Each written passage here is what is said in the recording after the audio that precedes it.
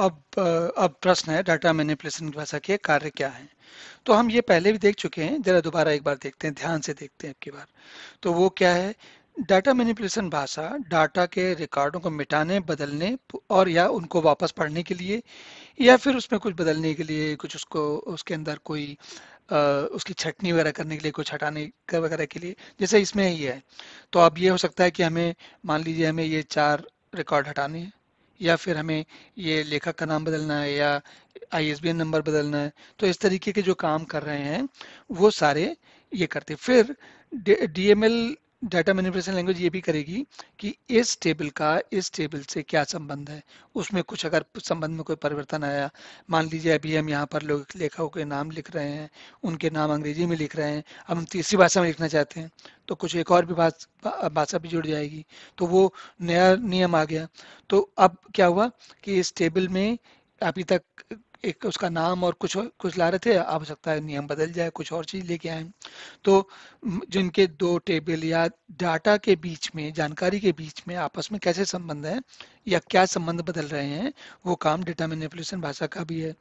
इसके अलावा ये एक बड़ा काम होता है। क्या काम होता है? जब हम कोई फाइल लिखते हैं, ये कोई भी फाइल लिखते हैं, तो उस फाइल को कंप्यूटर के अंदर किसी डायरेक्टरी में, किसी डिस्क में, किसी जगह उसका उसको रखा जाता है। अब अ, आप सोचेंगे कि उसको कहीं भी रख दो, दिक्कत क्या है? लेकिन जैसे किसी गोदाम में आप सामान रखने आते हो तो कोई व्यवस्था बनाते हो। ऐसा तो नहीं है कि बीच में कुछ छोड़ दिया, फिर किनारे रख दिया जाके, फिर कहीं दूसरे दरवाजे के पास रख दिया, फिर बाएं तरफ के दरवाजे के पास रख दिया, फिर कुछ छत पे जाके लटका दिया। ऐसा तो नहीं करते। हर चीज की एक व्यवस्था होती है। तो व्यवस्था क्या होती है? एक कोने से सामान रखना शुरू करते हैं, फिर वो देखते हैं कि अच्छा ये बड़े वाले सामान ऐसे रखे जाएंगे, छोटे वाले सामान वैसे रखे जाएंगे। अगर कोई ऐसे सामान है जो जल्दी खराब हो जाते हैं तो उनके लिए अलग जगह रखे जाएंगे, वगैरह वगैरह। ऐसे बहुत सारे कारण हो सकते हैं, है ना? तो अब जब मान लीजिए कि आप जो है किसी गोदाम के संचालक हैं, ठीक है, और मैं कुछ सामान लेने के लिए आया, तो वो सामान, अब मुझे नहीं मालूम कि आपने गोदाम में सामान कहाँ रखा है, ठीक है। लेकिन जब मैं आपसे सामान मांगने आऊंगा तो आपको अपने पूरे गोदाम का पता है कि कौन सा सामान कहाँ रखा हुआ है। तो अब आप क्या करोगे?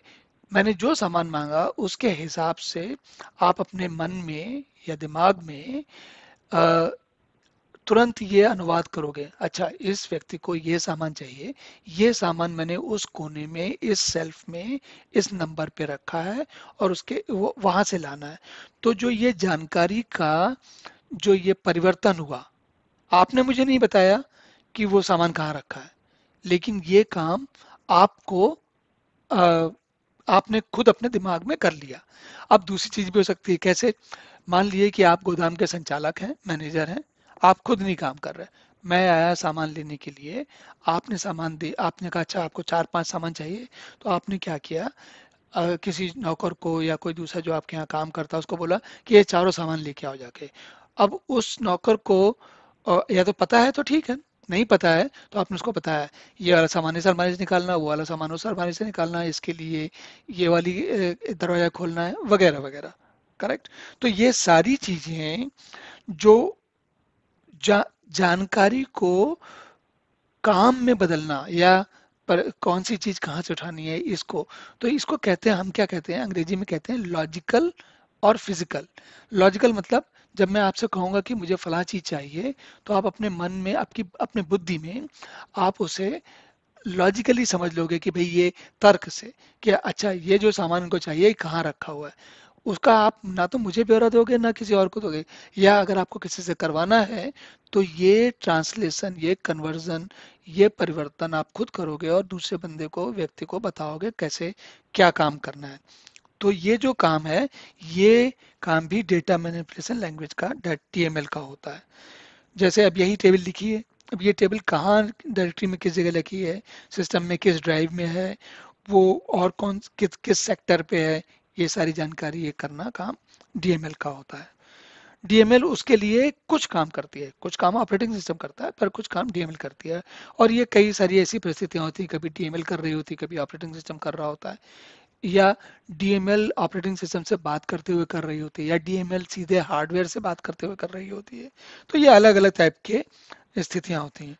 इसके अलावा डीएमएल जो है डाटा को एक जगह, अगर अगर एक जगह डेटा रखा है और फिर कई सारे ग्राहक हैं, तो डीएमएल उसको स्वतंत्र रख के डेटा को स्वतंत्र रखेगी और अलग अलग ग्राहकों की संतुष्टि के लिए उनके आवश्यकता के अनुसार काम उनको उनका उनके लिए बना के करती रहेगी। तो ये काम भी डीएमएल ही करती है।